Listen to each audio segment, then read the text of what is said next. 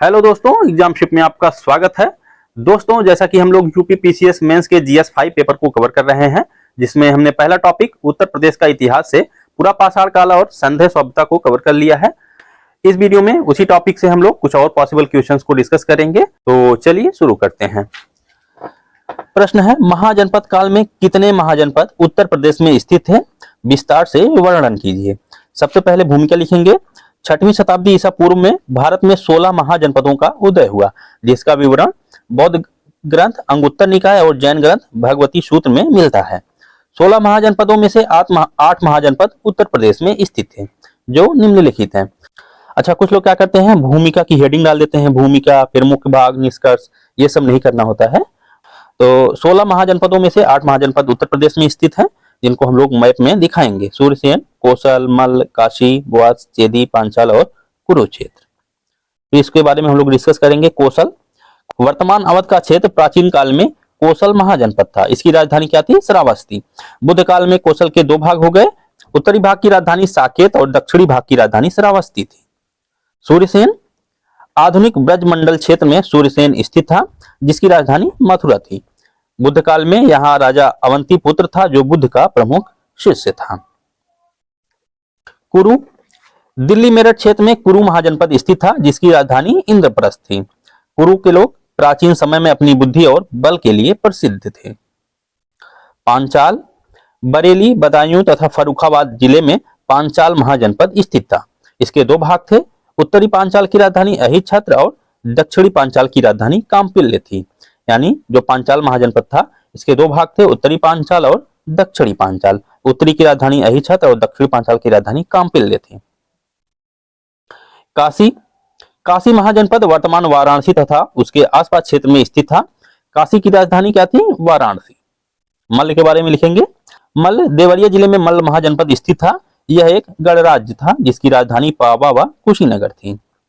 वत्स, आधुनिक प्रयागराज तथा बांदा जिले प्राचीन काल में वत्स महाजनपद का निर्माण करते थे और इसकी राजधानी कौशाम्बी थी।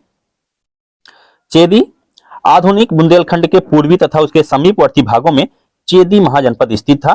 इसकी राजधानी सोत्तिवथी थी और महाभारत काल में यहाँ का प्रसिद्ध शासक शिशुपाल था, जिसका वध कृष्ण द्वारा किया गया था। निष्कर्ष लिखेंगे। उपरोक्त विवरण के आधार पर हम कह सकते हैं कि प्राचीन काल में 16 महाजनपदों में से आधे महाजनपद उत्तर प्रदेश में स्थित थे, जो प्राचीन काल में उत्तर प्रदेश के महत्व को दर्शाता है। अगला प्रश्न अब देखते हैं। उत्तर प्रदेश में अशोक के पाए गए प्रमुख अभिलेखों का विवरण प्रस्तुत कीजिए। भूमिका में लिखेंगे। प्राचीन भारतीय इतिहास में अशोक पहला शासक था, जिसने अभिलेखों के माध्यम से अपनी प्रजा से संबंध स्थापित किए। अशोक के अभिलेख कई भागों में बांटे गए हैं। इनमें से कई अभिलेख उत्तर प्रदेश में भी पाए गए हैं, जो निम्नलिखित हैं। इनको हम लोग फ्लो चार्ट में दर्शाएंगे। उत्तर प्रदेश में अशोक के पाए गए अभिलेख लघु शिलालेख, बृहद स्तंभलेख और लघु स्तंभलेख। लघु शिलालेख में अहरौरा मिर्जापुर में जो कि स्थित है। बृहद स्तंभलेख में मेरठ और प्रयागराज से पाए गए हैं। लघु स्तंभलेख जो है, यह सारनाथ और कौशाम्बी से पाए गए हैं। हेडिंग डालेंगे लघु शिलालेख। अशोक के कई लघु शिलालेख प्राप्त हुए हैं, जिनमें से अहरौरा से प्राप्त लघु शिलालेख उत्तर प्रदेश में मिले हैं। उत्तर प्रदेश की मिर्जापुर के भंडारी देवी की पहाड़ी पर यह स्थित है। बृहद स्तंभलेख, अशोक के 7 स्तंभलेख 6 स्थानों से प्राप्त हुए हैं, जिनमें से प्रयाग और दिल्ली मेरठ स्तंभलेख उत्तर प्रदेश से प्राप्त हुए हैं। प्रयाग स्तंभलेख पहले कौशाम्बी में था। इस स्तंभ पर 3 सम्राटों अशोक, समुद्रगुप्त और जहांगीर के अभिलेख उत्कीर्ण हैं।